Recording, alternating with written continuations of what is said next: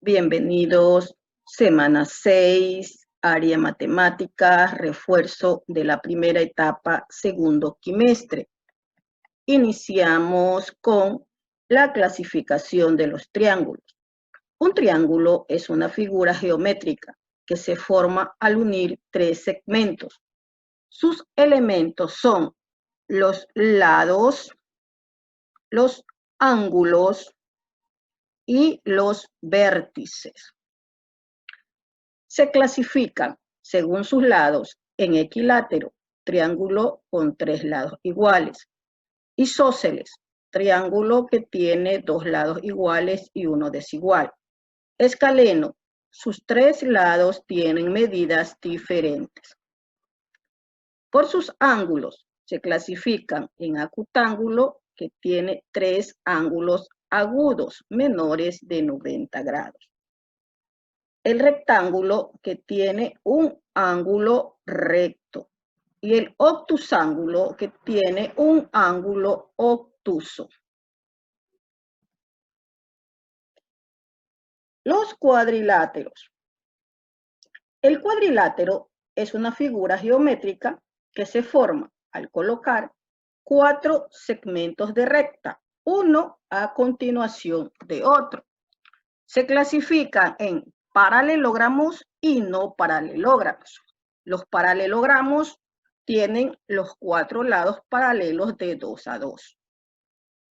Entre ellos tenemos el cuadrado, tiene cuatro lados iguales y cuatro ángulos rectos. El rectángulo tiene dos lados distintos y cuatro ángulos rectos. El rombo tiene cuatro lados iguales y dos ángulos distintos. El romboide tiene dos lados iguales y dos ángulos distintos. Los no paralelogramos, solo dos de sus lados opuestos son paralelos. Tenemos el trapecio rectángulo, tiene un lado perpendicular a la base y dos ángulos contiguos rectos. El trapecio isósceles tiene lados no paralelos iguales, ángulos contiguos iguales de 2 en 2. El trapecio escaleno tiene cuatro lados y cuatro ángulos desiguales. Los trapezoides no tienen lados paralelos. Podemos observarlos aquí, ¿no? Y los tipos de trapezoides: asimétrico y simétrico.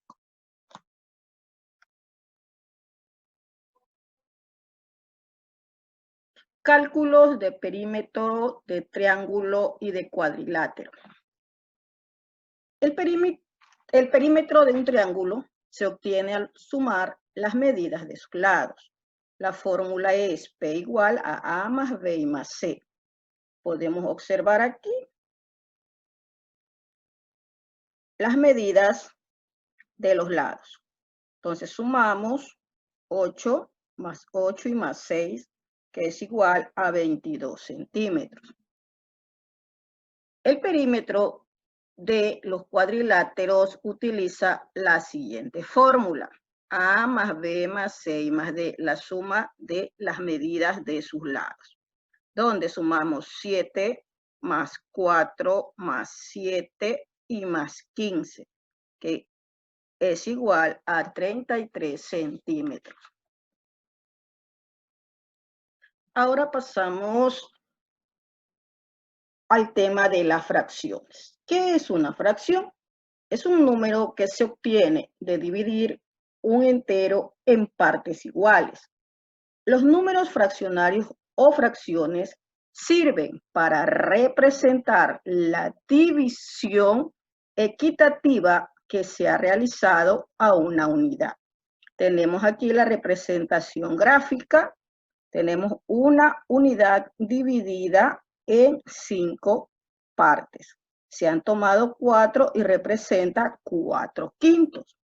Acá tenemos la unidad dividida en 4 partes iguales. Se han tomado 3. Tenemos que representa 3/4. Tenemos la unidad dividida en 12 partes iguales, de las cuales se han tomado 8. y representa 8/12. Tenemos la unidad dividida en 8 partes, de las cuales se han tomado 6, tenemos 6/8.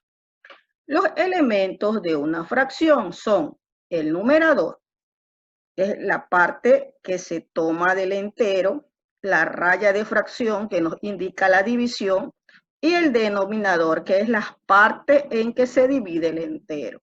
Tenemos el gráfico aquí, la unidad dividida en 7 partes, de las cuales se han tomado 3.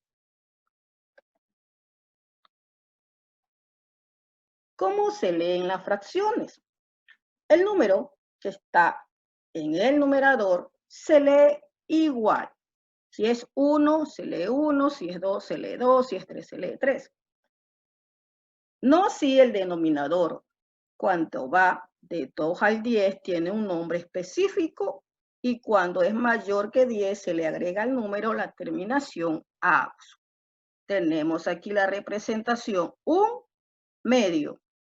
Cuando es el 2 es medio. Cuando es 3 es tercio.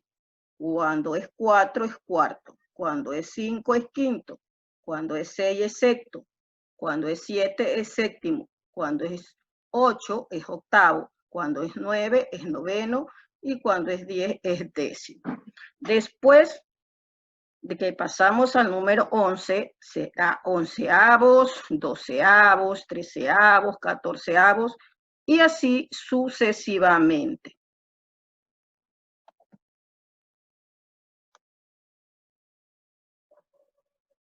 Tenemos las clases de fracciones. Hay fracciones propias, impropias, aparentes, unitarias y mixtas.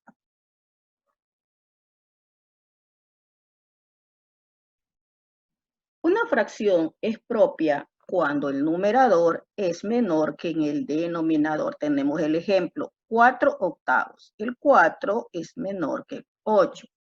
Mientras que en la fracción impropia, el numerador es mayor que el denominador y se utiliza más de una unidad para su representación. Tenemos 10/6. 10 es mayor que 6. Entonces, si tenemos la unidad repartida en 6, debemos de ubicar otra para completar los 10. La fracción aparente es aquella que emplea unidades completas en su representación. Tenemos 8/8. La fracción unitaria. Una fracción es unitaria cuando el numerador es el número 1 y su denominador puede ser cualquier otro número natural.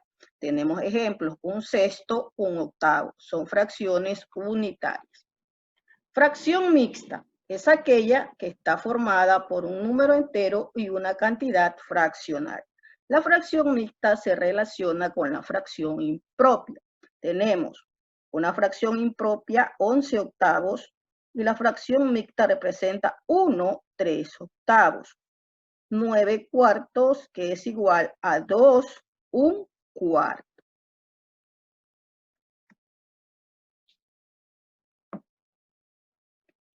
Y pasamos a la conversión de fracciones. Una fracción impropia a un número mixto. Para obtener un número mixto, vamos a hacer la división. Vamos a dividir 7 medios. Entonces dividimos esa 3 porque 3 por 2 es 6 y de 7 me sobra 1. El cociente es la parte entera, el residuo y el denominador forman la parte fraccionaria. 3/1 27 dividido para 6. 27 dividimos para 6, que es a 4. Por 6, 24 de 27, me sobra 3. El número entero es el 4. 3, que es el residuo, es el numerador. Y 6, que tenemos como denominador. 27/6 es igual a 4/3/6. Mientras que para hacer lo contrario, convertir un número mixto a fracción impropia, se multiplica la parte entera por el denominador y se suma el numerador. Entonces tenemos 3 por 7, que es igual a 21 más 5, 26. Tenemos la fracción 26 séptimos. 11 octavos. 11 por 8, que es igual a 88, más 3, que es igual a 91. La fracción es 91 octavos.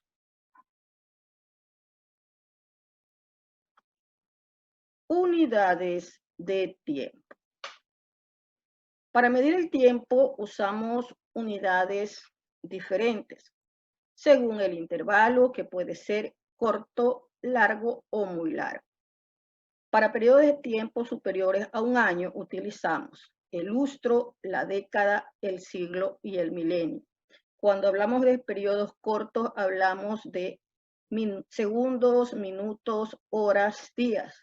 Periodos largos, semanas, mes, año, y periodos muy largos cuando es lustro, década, siglo y milenio.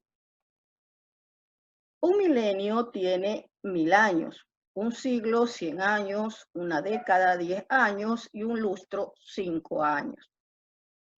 Conversiones. Si queremos convertir 3 milenios a años, multiplicamos 3 por 1000, que es igual a 3000 años. En 5 lustros, ¿cuántos años? Multiplicamos 5 por 5, son 25 años. En 20 décadas, ¿cuántos años? Multiplicamos 20 por 10, que es igual a 200 años. Continuamos con cálculos del tiempo. Tenemos situaciones. Nos piden calcular cuántos años hay en 2 siglos y 3 lustros. Multiplicamos 2 por 100, que es igual a 200, y 3 por 5, que es igual a 15. Sumamos 200 más 15 es igual a 215 años. En 14 siglos, 6 décadas y 2 lustros, ¿cuántos años? Multiplicamos 14 por 100, que es 1400, 6 por 10, que es 60, y 2 por 5, que es 10. Luego sumamos 1400 más 60 más 10, que es igual a 1470 años. Para calcular fechas en siglos, si la fecha termina en 2 ceros, tachamos los 2 ceros y el siglo corresponde a los primeros números. En el año 1800 corresponde al siglo XVIII. El año 2000, tachamos los 2 ceros, nos queda 20, corresponde al siglo XX. Cuando el número no termina en 2 ceros, tenemos que eliminar la unidad y la decena que lo compone, y el número que nos sobra le vamos a sumar más 1. 1460, tachamos unidad y decena y nos queda 14. 14 más 1, que es igual a 15, el siglo es 15. En este año 2020, tachamos unidad, decena, nos queda 20. 20 más 1, 21. Estamos en el siglo XXI. En el año 3072, tachamos unidad y decena, nos queda 30. 30 más 1 es 31, corresponderá al siglo 31. Los siglos siempre se escriben en números romanos. Comparto la guía de actividades. Guía de actividades número 6, actividades de refuerzo. Relaciona la representación gráfica con la fracción y luego selecciona las respuestas correctas. Observa las fracciones y selecciona las respuestas correctas. Selecciona el número mixto que se obtiene de la siguiente fracción. Coloca los signos mayor que o menor que según corresponda. Estas actividades están en la página 138 del texto. Para la sesión virtual de día jueves enviaré ejercicios adjuntos con el tema que hemos analizado hoy.